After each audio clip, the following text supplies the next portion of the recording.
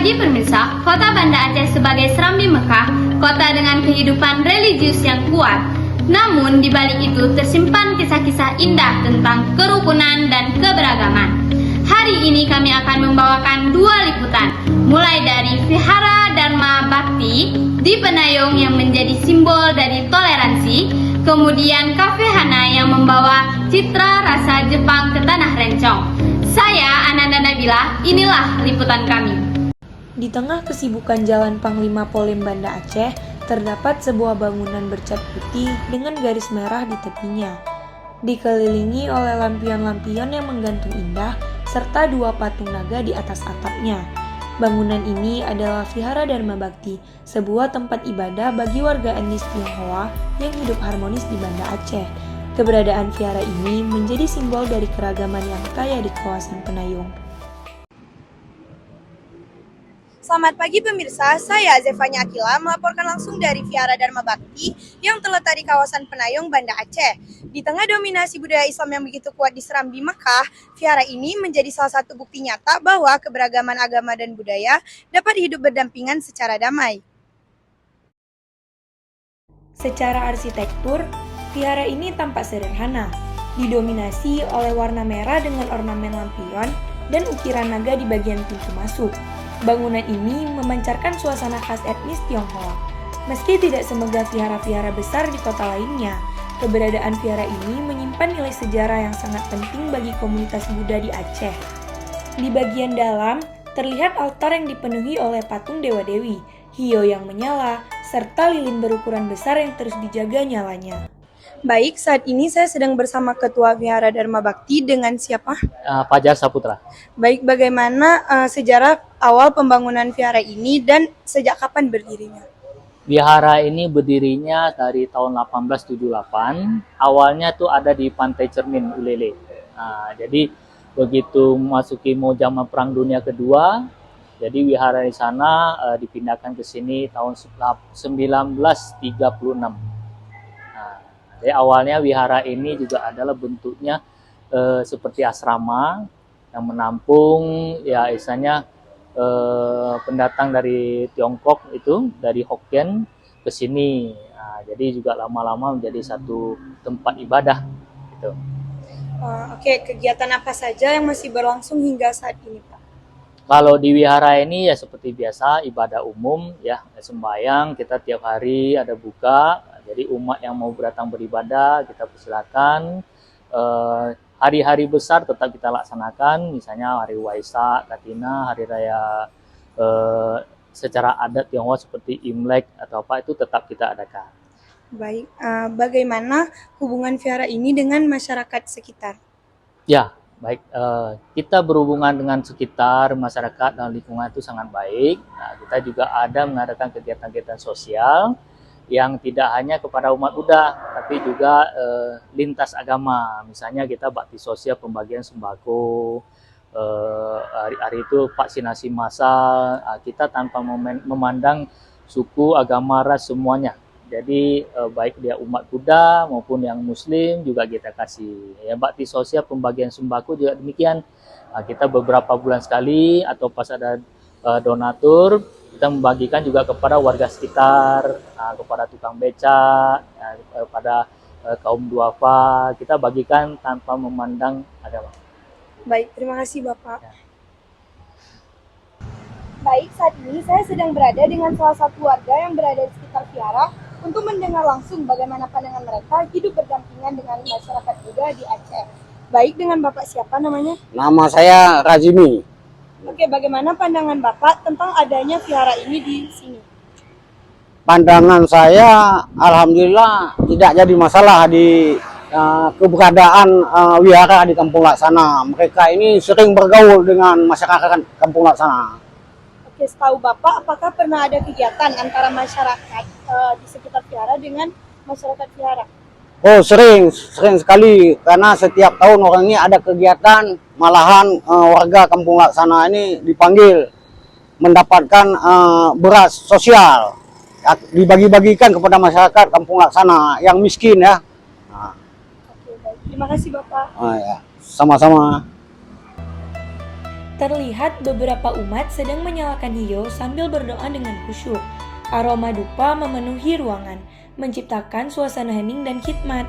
Disinilah aktivitas peribadatan dan pelestarian tradisi Tionghoa terus berlangsung hingga kini. Dari Vihara Dharma Bakti ini kita belajar bahwa keberagaman bukanlah penghalang untuk hidup harmonis. Dari Banda Aceh, saya Zefanya Akila melaporkan. Begitu indah melihat keharmonisan antar umat beragama yang tumbuh di tengah masyarakat. Masih dari Banda Aceh, kini kita beralih ke cerita yang tidak kalah menarik. Kisah seorang wanita Jepang yang membawa cita rasa negerinya ke tanah Rencong.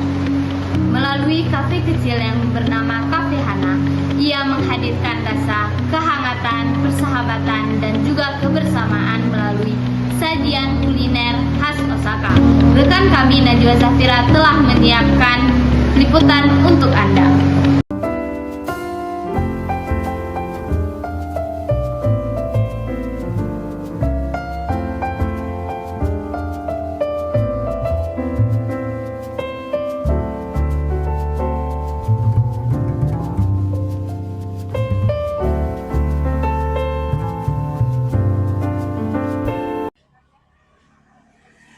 Selamat pagi pemirsa. Dari Kantin Hana, Banda Aceh, saya Najwa Zafira melaporkan. Kantin Hana bernuansa Jepang yang terletak di depan lapangan Tugu Unsia, kawasan Darussalam. Di tengah kehidupan kampus yang dinamis, Kantin Hana memadukan cita rasa Jepang dengan kehangatan khas Aceh. Kantin Hana berada di halaman rumah sederhana. Pemiliknya Komiko, wanita asal Osaka. Kini menetap di Banda Aceh setelah menikah dengan pria Aceh dan memeluk Islam. Dari tangan mungilnya, aroma takoyaki dan okonomiyaki menggoda siapapun yang lewat.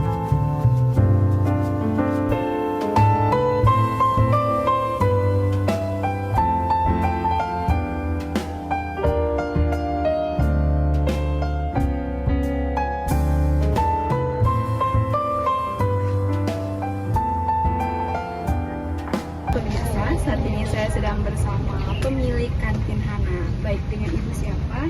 Nama saya Komiko. Bu Komiko. Baik, Bu Komiko. Apa yang mendorong ibu untuk membuka Kantin Hana ini yang lokasinya itu di Banda Aceh? Iya, saya sudah menikah, tinggal di Banda Aceh, di rumahnya sini. Nah, jadi setelah ada di halaman dari sini, terutama dari halaman pakai meja dua meja pakai Dua meja ya, Bu. Iya. Baik, Bu.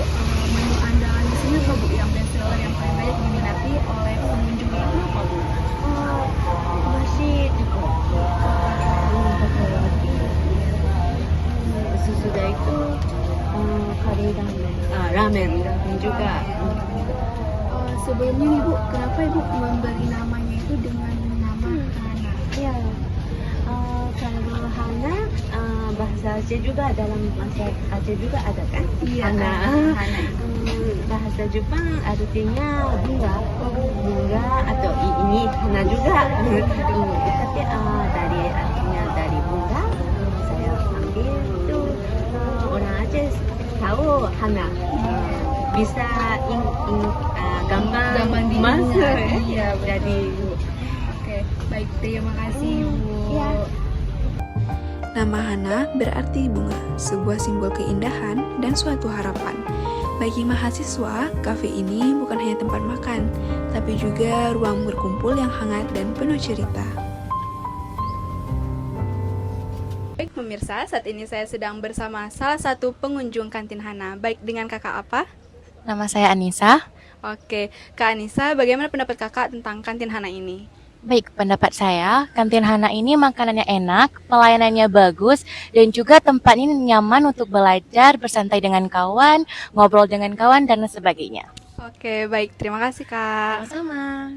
Dari dapur kecil yang berada di halaman rumah, Bu Komiko menghadirkan cita rasa Jepang di tanah Aceh. Sebuah bukti bahwa perbedaan budaya bisa berpadu indah melalui kuliner. Dari Kantin Hana, kita belajar bahwa makanan bukan hanya soal rasa, tapi juga tentang persahabatan dan penghargaan terhadap perbedaan. Dari Banda Aceh, saya Najwa Zafira melaporkan. Terima kasih Najwa Zafira. Dari kisah ini kita dapat mengambil kesimpulan, dua kisah, dua budaya, satu pesan yang sama. Perbedaan bukanlah jarak, melainkan jembatan untuk saling memahami. Dari Banda Aceh inilah potret harmoni yang sesungguhnya. Saya Ananda Nabila, terima kasih telah menyaksikan. Sampai jumpa di liputan berikutnya.